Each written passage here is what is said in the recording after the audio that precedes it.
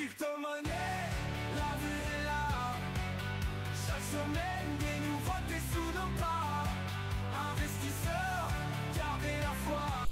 Bonjour à tous et bienvenue sur ce récap crypto hebdo de la semaine 19, du 28 avril au 5 mai. Que s'est-il passé? Bien, la semaine dernière, j'ai eu des problèmes de connexion, je n'ai donc pas pu effectuer le récap crypto hebdo.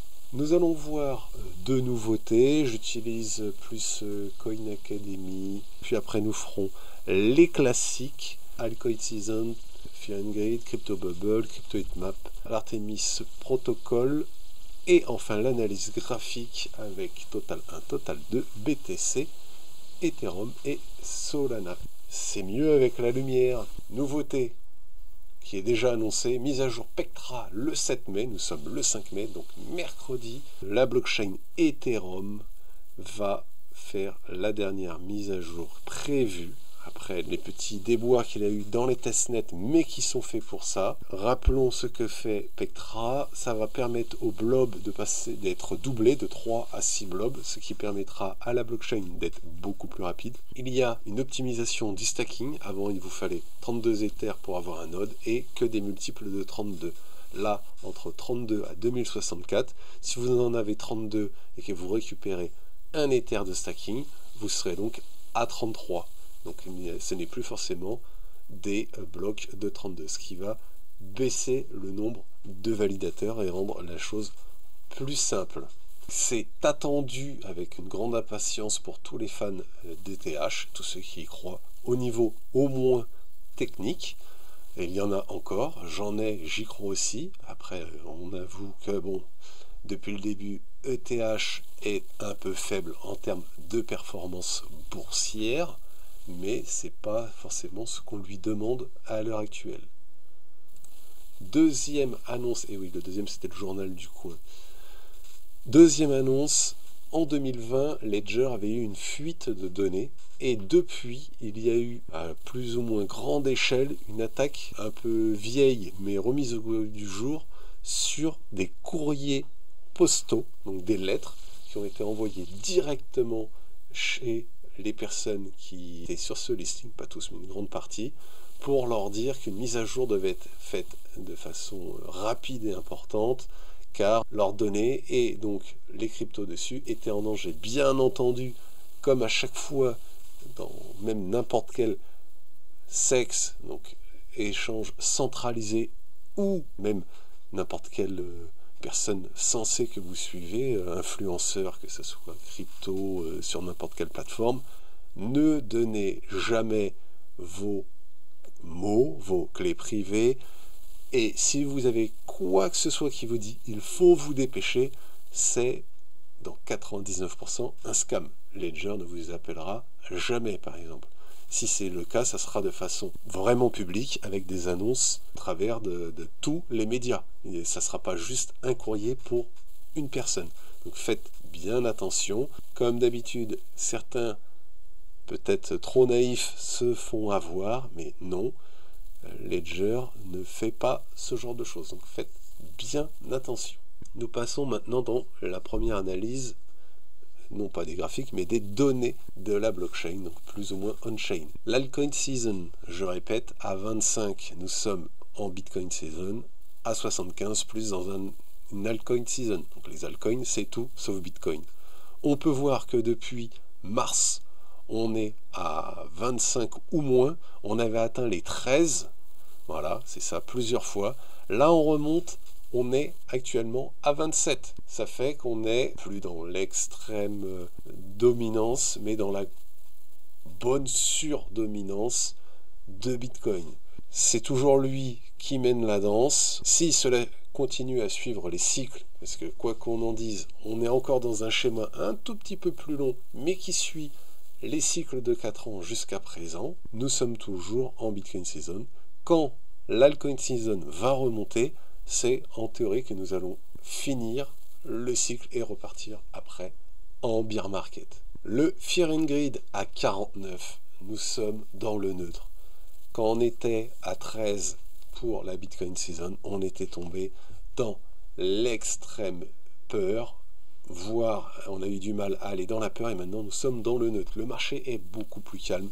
Le marché s'est habitué aux allers-retours de notre grand ami, le président des États-Unis, Donald Trump. Le marché a fait un bel effort, est revenu au neutre et dès qu'on repartira dans le grid, donc l'avarice, ne serait-ce que dans l'avarice, je pense qu'on réintégrera les 100 000 et plus.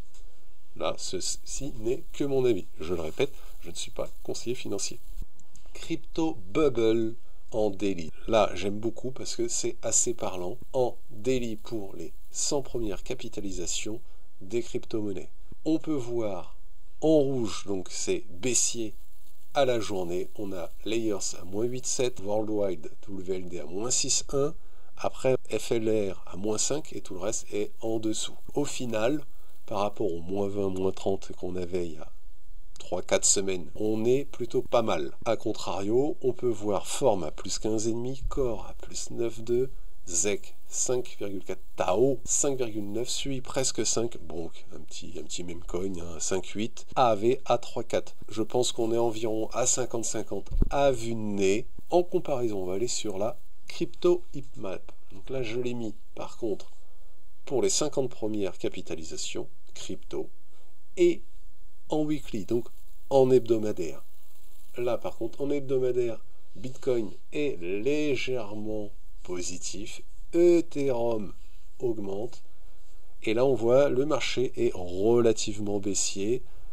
Si on regarde le plus gros qu'il y a eu, on est vers du 8% avec Uni, Toncoin, XLM, à Avax à moins 8,81, ça doit être le top dans les 50 premiers, et après ouais, on est, ah non, ENA moins 15%, TIA moins 15%, ouais, les deux je les avais, et je les ai swappés il y a quand même quelques temps. Oh le Trump, oui bon alors le Trump, moins 23, mais bon c'est le Trump, hein. Par contre on peut voir que là on a seulement sur les 59 cryptos dans le vert, AV qui s'en sort mieux avec un peu moins de 8% à 7,81, XMR à 7,04 et Hype 15,61. Chain Analysis, j'ai mis Aptos, Avalanche, Ethereum, NIR, Sui, Polygon, Solana, Ton et BNB. On pouvait voir le 28 avril dans l'ordre Solana à 4,7 millions, puis NIR à 3,3 et divisé par 2 par rapport à NIR, Sui et BNB à 1,5 million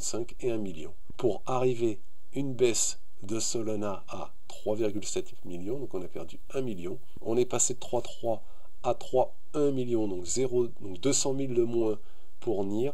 Sui qui est à peu près stable, 1,4 et une petite augmentation de la BNB. En nombre de transactions en journalier, on reste pas dans le même ordre du coup, puisque c'est Solana, Sui, NIR, et là on est sur Solana, Sui, NIR.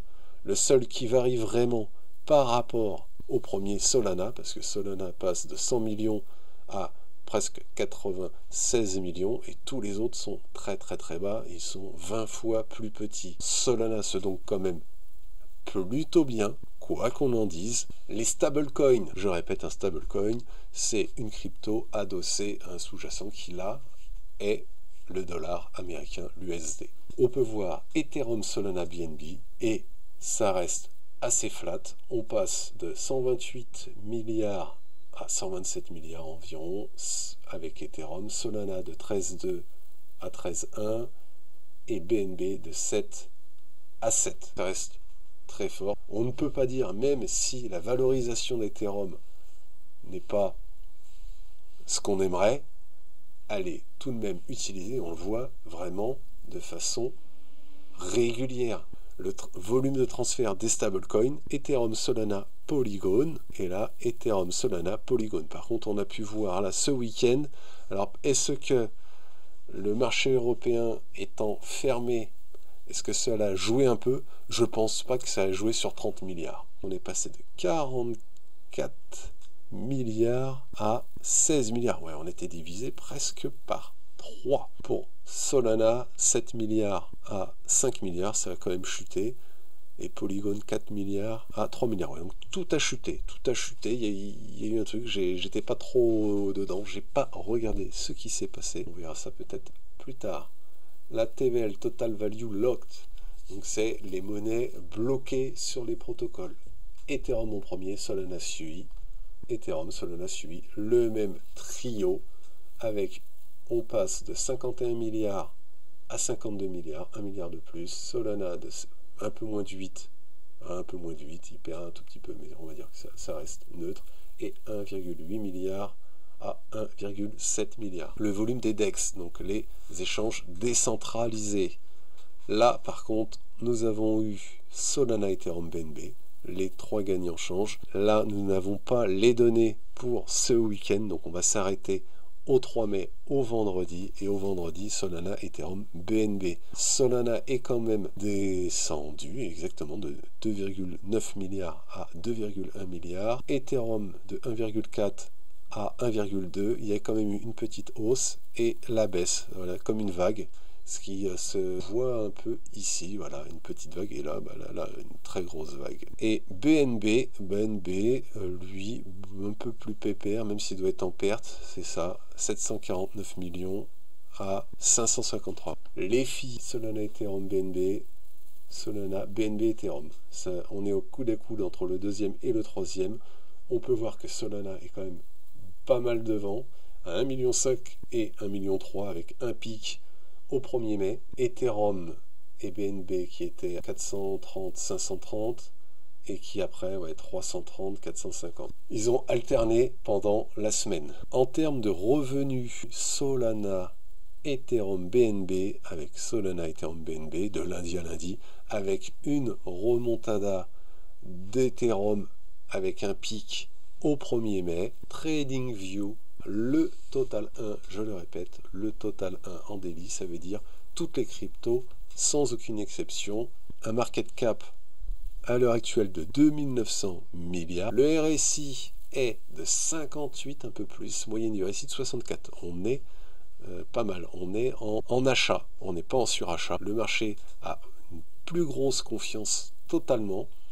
On peut voir au niveau des volumes que les volumes restent relativement corrects, plutôt bas mais corrects. Au niveau des moyennes mobiles, donc la moyenne mobile 20 qui est en jaune et la moyenne mobile 200 qui est en rouge.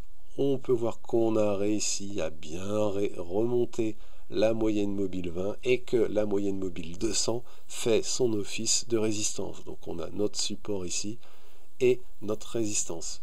J'avais vu un support, donc ça doit être en daily, ici à 2840 milliards. On est dessus. Je compte en général le corps de bougie et non pas les mèches. Mais depuis la semaine dernière, le 28, on est resté relativement stable. On peut le voir là.